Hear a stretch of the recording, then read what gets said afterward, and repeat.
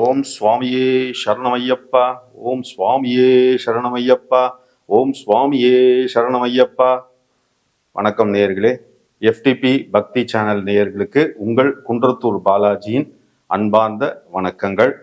இப்போ இந்த பதிவில் நம்ம பார்க்க போகிறது என்ன அப்படின்னா, இது வந்து கார்த்திகை மாதம், ரொம்ப விசேஷமான மாதம்.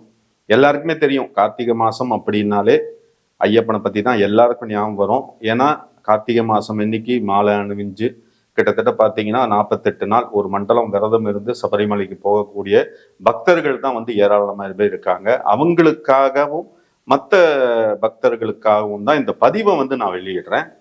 அதாவது இப்போ சுவாமி ஐயப்பனை பற்றி எல்லாருக்கும் தெரியும்.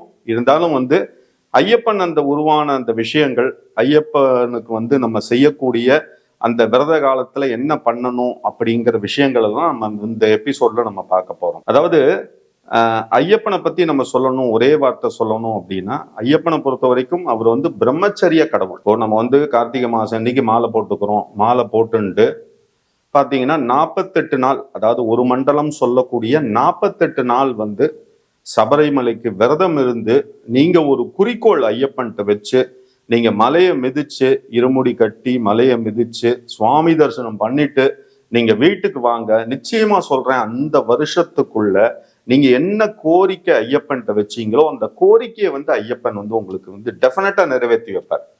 காரணம் ஏன் அப்படின்னா, ஐயப்பன்கிறவர் வந்து நம்ம எல்லாரையும் வந்து சாதாரண கடவுள் நினைச்சுட்டு இருக்கோம். அப்படி கிடையவே கிடையாது. ஐயப்பனை பொறுத்த வரைக்கும் கலியுக கடவுள். அதை தவிர வந்து நமக்கு வந்து பல விஷயங்களை நடத்தி கொடுக்கக்கூடிய கடவுள் ஐயப்பன் தான். அதனால இப்ப ஐயப்பனை பத்தி நம்ம சில விஷயங்கள் தெரிஞ்சுக்கணும். இப்ப ஐயப்பன் வந்து உருவான கதை அப்படின்னு நம்ம பார்த்தோம் அப்படின்னா, ஐயப்பனை பொறுத்த வரைக்கும் மனித உருவுல கிட்டத்தட்ட பாத்தீங்கன்னா ஒரு குழந்தை பருவத்துல இருந்து அதுக்கப்புறம் வந்து அவர் வந்து காட்டுக்கு போய் பிரம்மச்சரியத்தை கடைப்பிடிச்சு அப்படியே வந்து அவர் இருந்ததா வந்து ஐதீகமா சொல்லக்கூடிய விஷயங்கள்.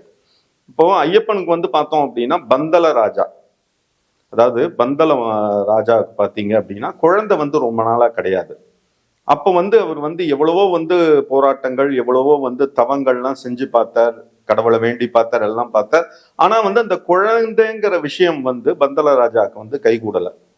அப்போ வந்து என்னன்னா அரச வம்சத்துல பார்த்தீங்க அப்படின்னா அடுத்தது வந்து நம்ம ராஜ்யத்தை ஆளக்கூடிய விஷயத்துல வந்து ஒரு குழந்தைங்கிறது அவசியம்ங்கிறது எல்லா மன்னருக்கும் இருக்கக்கூடிய ஒரு உண்மையான ஆசை. அப்படிங்கும் போது பந்தல ராஜாவுக்கும் வந்து அந்த ஒரு ஆசை இருந்தது. அப்போ வந்து என்னன்னா கடவுள்கிட்ட வேண்டி பார்த்தார், பல முனிவர்களோட ஆலோசனை கேட்டு பார்த்தார், எல்லாம் பண்ணி பார்த்தார். அந்த குழந்தை பாக்கியம் அவர் கிடைக்காம போயிடுது. ஐயப்பனை பொறுத்த வரைக்கும் பார்த்தீங்க அப்படின்னா ஒரு ஆணுக்கும் பெண்ணுக்கும் இயற்கையா இருக்கக்கூடிய ஒரு ஆணுக்கும் பெண்ணுக்கும் பிறந்த குழந்தைங்கிறது ஐயப்பன் கிடையவே கிடையாது. முதல் விஷயம் அதுதான். ஐயப்பனை பொறுத்த வரைக்கும் பாத்தீங்கன்னா 2 ஆண், அதாவது மகிஷின்னு சொல்லிட்டு ஒரு பெரிய அரக்கி. அவ வந்து எப்படின்னா சிவபெருமானை வேண்டி தவங்கள்ல இருந்து வரத்தை வந்து அவர் தேர்ந்து வாங்கினான். என்ன வரம் அப்படின்னா வந்து எனக்கு வந்து மனிதர்களால் ஆணுக்கும் பெண்ணுக்கும் பிறந்த குழந்தையால் எனக்கு வந்து மரணம் நேரக்கூடாதுன்னு சொல்லிட்டு அந்த வரத்தை வந்து மகிஷி வந்து வாங்கிட்டான். அப்போ அவர் வந்து சிவபெருமான் வந்து கேட்கிறார் மகிழ்ச்சிகிட்ட, அப்ப வந்து உனக்கு மரணம்ங்கிறது எப்படி இருந்தாலும் ஒரு ஜீவன் பிறந்தெடுத்து அப்படின்னா அதுக்கு மரணம்ங்கிறது உண்டு. அப்படின்னா உனக்கு மரணம்ங்கிறது எப்படி ஏற்படணும்னு நீ நினைக்கிற அப்படிங்கும் போத ஹரியும் சிவனும் அவர்களுடைய குழந்தையின் மூலமா தான் எனக்கு வந்து மரணம்ங்கிறது நேரணும்னு சொல்லிட்டு அந்த மகிழ்ச்சி வேண்டிட்டார், வரமா கேட்டார்.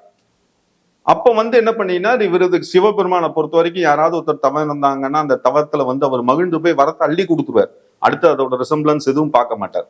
சிவபெருமான் அதே மாதிரி ததாஸ்துன்னு சொல்லிட்டு வரத்தை கொடுத்துட்டார். வரத்தை கொடுத்ததுக்கு அப்புறம் பாத்தீங்க அப்படின்னா என்ன ஒரே பெரிய விஷயம் நம்ம பார்த்தோம் அப்படின்னா, அந்த மகிழ்ச்சிங்கிற அந்த அரக்கி வந்து எல்லாரையும் வந்து அழிக்க ஆரம்பிச்சா. அதாவது பாத்தீங்கன்னா ஒருத்தரை கூட விட்டு வைக்கல. அதாவது என்னன்னா தேவர்களை வந்து வதைக்க ஆரம்பிச்சா, முனிவர்களை வதைக்க ஆரம்பிச்சா, எல்லாரையும் வந்து கொலை பண்ணி கொன்று குவிச்சுட்டே இருந்தா. இதை பார்த்துட்டு என்ன பண்ணனா தேவர்கள் எல்லாரும் முனிவர்கள் எல்லாம் போயிட்டு வந்து பிரம்மா விஷ்ணு எல்லாத்தையும் முறையிட்டாங்க. முறையிட்டு என்ன சொன்னாங்க, இந்த மாதிரி வந்து இவளோட அராஜகம் தாங்க முடியல, எங்களை வந்து அவ்வளவு துன்புறுத்துறா, இவளுக்கு வந்து நீங்க ஒரு வழி இது பண்ணணும் அப்படின்னு சொல்லி பண்ணும் போது அப்போ வந்து என்னன்னா ஹரியும் சிவனும், அதாவது பாத்தீங்க அப்படின்னா ஹரி அதாவது மகாவிஷ்ணு வந்து பாத்தீங்க அப்படின்னா சிவனும் மகாவிஷ்ணுவும் கலந்து ஆலோசிச்சு பாத்தீங்க அப்படின்னா சிவன் வந்து ஆண் உருவிலையும் அதே மாதிரி இவங்க விஷ்ணு வந்து பெண் உருவா மாறி பாத்தீங்கன்னா ஒரு மோகினி அவதாரம் எடுத்து அந்த ஹரியும் சிவனுக்கும் பிறந்த குழந்தை தான் யாருன்னு பாத்தீங்க அப்படின்னா ஐயப்பன். அந்த ஐயப்பனை பொறுத்த வரைக்கும் பாத்தீங்க அப்படின்னா அந்த குழந்தை வந்து அவதரிச்ச உடனே அதை வந்து ஒரு குளத்தங்கரையில வந்து, அதாவது ஒரு ஆற்றங்கரையில அந்த குழந்தைய வந்து ஒரு இதுல வந்து ஒரு இலையில வச்சு அந்த குழந்தைய வந்து அந்த இடத்துல வச்சுட்டு வந்துட்டாங்க டோட்டலா. அப்போ வந்து முனிவர் அவர் வந்து பந்தலராஜனுக்கு வந்து கட்டளையிட்ட விஷயம் என்ன அப்படின்னா, காட்டுக்குள்ள இந்த வனப்பகுதியில இந்த ஒரு குளத்துக்கு பக்கத்துல வந்து ஒரு ஆண் குழந்தை இருக்கு, அந்த குழந்தைய எடுத்துன்னு வந்து நீ வளர்க்க ஆரம்பி, உனக்கு வந்து சகல நன்மைகளும் உண்டாகும் அப்படின்னு சொல்லிட்டு முனிவர் ஆசீர்வாதம் பண்ண உடனே அப்ப பந்தல மன்னன் வந்து என்ன பண்ணா, படைகளோட வந்து அந்த குழந்தைய வந்து அங்கேருந்து பார்த்து அதை கையில தூக்கினோம்னா அவ்வளவு சந்தோஷம் பந்தல மன்னனுக்கு. ஏன்னா குழந்தை வந்து அவ்வளவு அழகா இருக்கு. அதை பார்த்த உடனே அந்த குழந்தைய கொஞ்சி அதை நேர அரசவைக்கு தூக்கின்னு வந்து மகாராணியோட கையில கொடுக்குறாரு. கொடுத்துட்டு இதுதான் இனிமே நமக்கு உண்டான குழந்தை, இந்த குழந்தைய தான் நம்ம வளர்த்து ஆளாக்கி அதுக்கு உண்டான நல்ல விஷயங்கள் எல்லாம் பண்ண போறோம்னு அரசிக்கு ரொம்ப சந்தோஷம். ராணிக்கு வந்து குழந்தைய மடியில் வச்சு கொஞ்சம் ஆரம்பிச்சா, எல்லாம் பண்ண ஆரம்பிச்சா. பண்ணும் போது என்ன அப்படின்னா, அந்த ராஜ்யத்தில் இருந்த மந்திரிக்கு வந்து ஒரு பயம் வந்துடுது. இவங்க 2 பேருக்கும் குழந்தை கிடையாது, நாளைக்கு இவங்க காலத்துக்கு அப்புறம் ராஜ்யம் நமக்கு தான் வரும்னு சொல்லிட்டு கனவு கண்டிருந்த மந்திரிக்கு வந்து ஒரு பயம் வந்து என்ன பண்ண ஆரம்பிச்சான், மந்திரி வந்து சூழ்ச்சி பண்ண ஆரம்பிச்சான். என்ன அப்படின்னா, ராணி வந்து அந்த குழந்தை மேல ரொம்ப அபரீதமான பாசத்துல இருந்தா. அப்ப வந்து ராணிகிட்ட போய் மனசை கலைக்கிறதுக்கு வந்து அந்த மந்திரி வந்து என்ன சொல்லுவாங்க, விஷமான வார்த்தைகளை வந்து பிரயோகிக்க ஆரம்பிச்சான். அவன் சொல்லும் போது என்ன சொன்னான் அப்படின்னா, இந்த மாதிரி என்ன இருந்தாலும் உங்களுக்கு பிறந்த குழந்தை கிடையாது, இந்த குழந்தை மேல இவ்வளவு நீங்க பாசங்கள் வைக்காதீங்க, வச்சீங்க அப்படின்னா பின்னாடி கஷ்டம் அப்படிங்கிற வார்த்தைகள்லாம் முதல்ல வந்து உபயோகிக்க ஆரம்பிச்சான். அப்புறம் கொஞ்ச நாள் கழிச்சு இந்த மணிகண்டன், அதாவது அம்சம், ஐயப்பனோட அம்சம் தான் மணிகண்டன் சொல்லிட்டு பேர் அவருக்கு.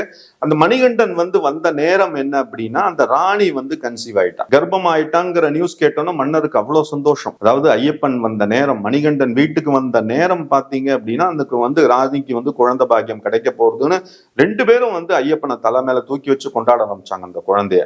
அப்போ மந்திரிக்கு வந்து இது ஒரு சாக்குக்கு வந்து கிடைச்சிடுது. என்ன அப்படின்னா, உடனே போயிட்டு என்னம்னா அரசியார்கிட்ட போயிட்டு திருப்பி வந்து அந்த விஷ வார்த்தைகளை வந்து யூஸ் பண்ண ஆரம்பிச்சாரு. என்ன சொல்ல ஆரம்பிச்சாருன்னா, நீங்க என்னதான் இருந்தாலும் வெளியிலேருந்து காட்டுக்குள்ளேருந்து கொண்டு வந்த குழந்தைக்கு நாளைக்கு வந்து ராஜ்யத்துல நீங்க வந்து இது கொடுக்க போறீங்களா?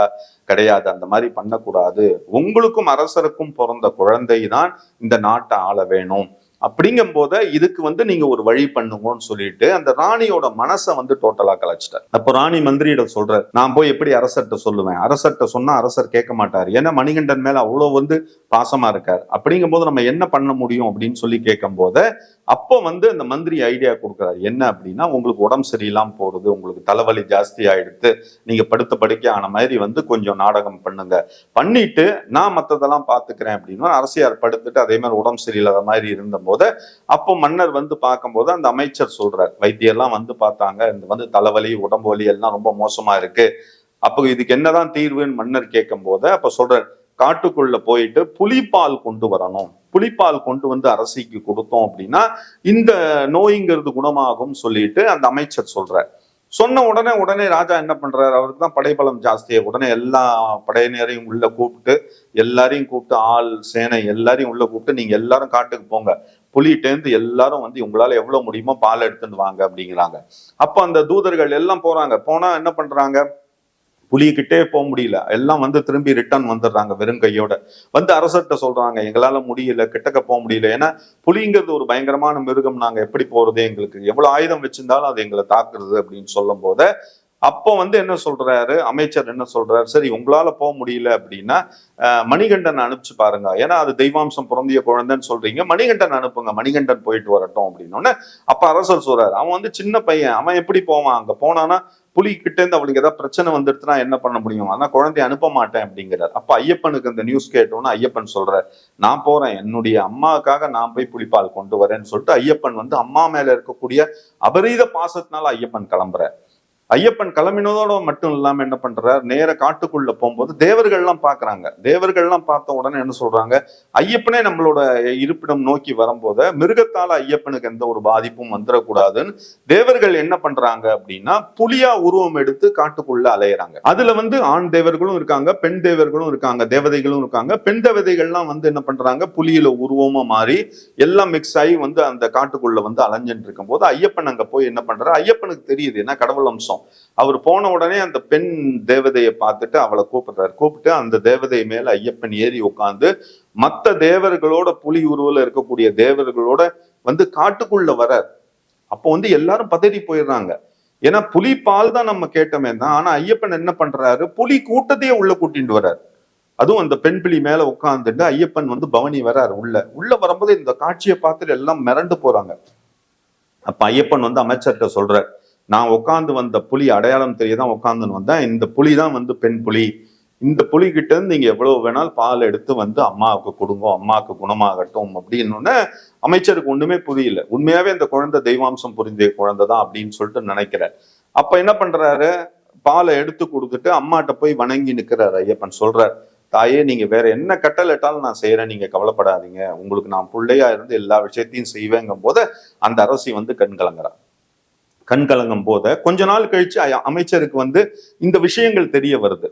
அமைச்சருக்கு வந்து இந்த மாதிரி இவருக்கு மன்னருக்கு வந்து விஷயம் தெரிய வருது. இந்த மாதிரி அமைச்சர் தான் வந்து இந்த மாதிரி வேலைகள்லாம் பண்ணினார் சொல்லிட்டு அவருக்கு தண்டனை கொடுக்க போகும்போது அப்ப ஐயப்பன் குறுக்கிட்டு சொல்றார், அவர் செய்த தவறா இருந்தாலும் நீங்க கவலைப்படாதீங்க, அவருக்கு திருந்தறதுக்கு ஒரு வாய்ப்புகள் கொடுங்கன்னு சொல்லிட்டு அப்ப அந்த வந்து அவங்க தாயாரும் திருந்திடுறாங்க. அதை தவிர வந்து அந்த அமைச்சரும் திருந்திடுறாரு. அப்ப ஐயப்பன் சொல்றார், இனிமே நான் இங்க இருக்க மாட்டேன், எனக்குன்னு ஒரு தனி இடம், நான் கானகத்துக்கு கிளம்புறேன் அப்படின்னு. ராஜா வந்து எவ்வளவு தடுத்து பாக்குறாரு, ராணி தடுத்து பாக்குறாரு, அவரால் ஒண்ணும் பண்ண முடியும், நான் கிளம்புறேன்னு சொல்லிடுறேன். அப்போ உடனே என்ன பண்றா, நீ எங்க போய் தங்குவ கானகத்துல அப்படிங்கும் போது நீங்க வந்து நான் ஒரு வில் எடுத்து நேரம் வந்து அம்பை தொடுத்து விடுறாரு. அந்த அம்பு போய் அந்த சபரிமலைங்கிற இடத்துல விழுந்தோன்னா அப்ப அரசர்கிட்ட சொல்றாரு மணிகண்டன், உங்களோட இவங்களை அனுப்புங்க, பணியாள அனுப்புங்க, எல்லாரும் அங்க போட்டோம், இந்த அம்பு எங்க இருக்கோ அந்த இடத்துல எனக்கு கோயில் கட்டி கொடுங்க, நான் அங்க இருக்கேன், நான் இனிமே இங்க வரமாட்டேன், நான் எனக்கு திருமணம் அந்த மாதிரி விஷயங்கள்லாம் கிடையாது, என்னை பொறுத்த வரைக்கும் பிரம்மச்சரியத்தை தான் நான் ஃபுல்லா அனுஷ்டுப்பேன்னு சொல்லிட்டு ஐயப்பன் வந்து கிளம்பிடுறார். அப்ப அரசர் என்ன பண்றாரு, ஐயப்பனை தடுக்க முடியல, மணிகண்டன் கிளம்பிடுறாரு. கிளம்பினோன்னு என்ன பண்றாரு, உடனே என்ன பண்றாரு, அமைச்சர்கள் எல்லாம் கூப்பிடுறாரு, என் புள்ள போய் ரொம்ப நாள் ஆச்சு காட்டுக்கு, என் புள்ளைய போய் நான் பார்த்துட்டு வரணும், நான் அங்க போனோம், பையனுக்கு பிடிச்ச உணவு என்ன கொண்டு போகலாம், கெட்டு போகாம இருக்கணும், ஏன்னா போய் டிராவல் பண்ணதுக்கு ஒரு வார காலம் ஆகும், என்ன பண்ணலாங்கும் போது அப்ப வந்து அமைச்சர்கள்லாம் வந்து டிஸ்கஸ் பண்ணிட்டு ஒரு முடிவெடுக்கிறாங்க. என்ன அப்படின்னா, தேங்காவை எடுத்து தேங்காய் கண்ணுல ஓட்ட போட்டு தேங்காயில இருக்கக்கூடிய தண்ணியை வெளியேற்றிட்டு அந்த தேங்காயில வந்து நெய்யை வந்து தண்ணியா, அதாவது நீர்க்க காய்ச்சி நெய்யை வந்து அந்த இதுல வந்து தேங்காயில நிரப்பி மேல வந்து ஒரு ரப்பர் கார்க் மாதிரி போட்டு துணியை அடைச்சு அதை வந்து ஒரு பைக்குள்ள வச்சு ஐயப்பனுக்கு வந்து பிரசாதமா சாப்பிட உணவா வந்து ராஜா எடுத்துட்டு கிளம்புறாரு. ஒன்று தேங்காய் மாத்திரம் கிடையாது, ஒரு 5-6 தேங்காயில நெய்யை நிரப்பி எல்லாத்தையும் கொண்டு போறாரு. அப்போ அந்த மலை ஏறும் போது ராஜா ஒரு டிராவல் ஒரு வகையான இடத்துக்கு வரைக்கும் தான் அவரால் குதிரையில போக முடியுது. அதுக்கப்புறம் அவர் பாறைகள்லாம் இருக்கிறதா நடந்து போகும்போது அப்ப என்ன பண்றாருன்னா, அந்த தோல்ல வந்து அந்த தேங்காவை சுமந்துட்டு ஐயா கிளம்புறாரு. கிளம்பும் போது அவர் கால் வலி தாங்காம, ஐயா அப்பா ரொம்ப கஷ்டப்படுறது அப்பா, உன்னை பார்க்க வர்றதுக்கு இவ்வளவு கஷ்டமா அப்படின்னு சொல்லிட்டு ஐயா அப்பான்னு சொல்லிட்டு அவங்க அப்பா வந்து கதறிட்டு வர்றாரு. அதுதான் வந்து இப்போ நடைமுறையில வந்து ஐயப்பான்னு சொல்லிட்டு நம்ம எல்லாரும் சொல்லக்கூடிய விஷயமா ஆயிடுது. அதனால வந்து ஐயப்பனை பொறுத்த வரைக்கும் அவர் வந்து கண்கண்ட கடவுள். அந்த ஐயப்பனை வந்து நம்ம வந்து மனசார தியானம் பண்ணி விரதத்தை கரெக்டா இருந்து நம்ம சபரிமலை போறோம் அப்படின்னா எழுதி வச்சுங்க, உங்களுக்கு கிடைக்க வேண்டிய எல்லா நல்ல விஷயங்களும் சபரிமலையிலேருந்து வந்ததுக்கு அப்புறம் அந்த வருடத்துக்குள் உங்களுக்கு நல்லபடியா கிடைக்கும். ஓகேங்களா? அப்போ வந்து என்னன்னா, ஐயப்பன் வந்து காட்டுக்குள்ள இருந்து மகிழ்ச்சியை வந்து வதம் செஞ்சு பாத்தீங்கன்னா மகிழ்ச்சிக்கு வந்து சாப விமோச்சனம் அளிக்கிறார். அடிச்சதோட இல்லாம சாப விமோச்சனம் மகிழ்ச்சிக்கு அழிச்சதோட இல்லாம என்னன்னா, மகிழ்ச்சிக்கு வரம் தரா. என்ன அப்படின்னா, உன்னை வந்து ஒரு தேவதையா வந்து சபரிமலையிலேயே நான் அந்த இடத்துல இருக்க, நான் வந்து உனக்கு வந்து ஆசீர்வாதம் பண்றேன், நீ இவ்வளவு நாள் வந்து அரக்கியா இருந்து எல்லாரையும் துன்புறுத்தின, இப்போ நீ என்ன பண்ணணும் அப்படின்னா என்னுடைய பக்தர்களை வந்து நீ வழி நடத்தணும்னு சொல்லிட்டு ஒரு கோரிக்கை வச்சு ஐயப்பனை வந்து சபரிமலையில வந்து அவங்கள வந்து உள்ள சேர்த்துன்றார். இதுதான் வந்து புராண காலத்துல இருக்கக்கூடிய கதை, ஐயப்பனோட கதை. அப்ப என்ன அப்படின்னா, ஐயப்பன் வந்து அம்மா மேல அவ்வளவு பாசம் இருக்கிறதுனால இந்த சபரிமலைக்கு போறவங்க எல்லாருமே அம்மா கிட்டேந்து மாலை போட்டுக்கிறோம் அப்படின்னா அது வந்து ரொம்ப ரொம்ப விசேஷம். ஓகேங்களா? அதனால இந்த சபரிமலை ஐயப்பனை பத்தி இப்போ இந்த எபிசோட்ல நீங்க தெரிஞ்சுட்டு இருப்பீங்க. இனி வரும் எபிசோட்ல பார்த்தோம் அப்படின்னா இந்த ஐயப்பனை பத்தி நம்ம விரிவா பார்க்க போறோம். அதனால நீங்க இந்த பார்த்த பதிவை உங்களுக்கு ரொம்ப பிடிச்சிருந்தது அப்படின்னா பார்த்ததோட நிறுத்திக்காதீங்க, உங்களோட ஃப்ரெண்ட்ஸ் ரிலேட்டிவ் எல்லாருக்கும் ஷேர் பண்ணுங்க. முடிஞ்சது அப்படின்னா சப்ஸ்கிரைப் பண்ணுங்க, ரொம்ப ரொம்ப சந்தோஷம். ஏன் இப்படி சொல்றேன் அப்படின்னா, நீங்க கேட்ட இந்த நல்ல விஷயத்த மற்றவங்களும் கேட்கணும்னு நான் ஆசைப்படுறேன். ஓகேங்களா? சுவாமியே சரணமையப்பா, சுவாமியே சரணமையப்பா, சுவாமியே சரணமையப்பா. எல்லாரும் தீர்காயுசா இருக்கணும். உங்கள் குன்றத்தூர் பாலாஜியின் அன்பார்ந்த வணக்கங்கள். நன்றி.